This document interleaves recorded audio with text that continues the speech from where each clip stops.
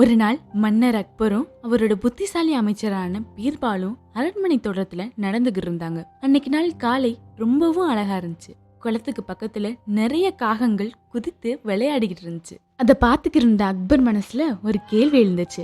எனது ராஜ்யத்தில் மொத்தம் எத்தனை காகங்கள் இருக்கின்றன அப்படின்னு யோசிச்சாரு. உடனே பீர்பால்கிட்ட கேட்டாரு, பீர்பால், நம் நாட்டில் எத்தனை காகங்கள் இருக்கின்றன? பீர்பால் ஒரு நிமிஷம் கூட யோசிக்காம, மகாராஜா, நம் நாட்டில் 95,463 காகங்கள் இருக்கின்றன. இதை கேட்ட அக்பர் ரொம்ப ஆச்சரியப்பட்டாரு. இவன் எப்படி இவ்வளவு துல்லியமா சொல்றியான்னு நினைச்சாரு. உடனே பீர்பாலை சோதிக்க முடிவு செஞ்சாரு. அதற்கும் அதிகமாக காகங்கள் இருந்தால் என்ன செய்வாய் அப்படின்னு கேட்டாரு. அதுக்கு பீர்பால் சிரிச்சுக்கிட்டே சொன்னாரு, அப்படியானால் அருகில் உள்ள மற்ற நாடுகளிலிருந்து சில காகங்கள் இங்கே விருந்திற்கு வந்திருக்கின்றன. திரும்ப அக்பர் கேட்டாரு, அதற்கும் குறைவாக இருந்தால்?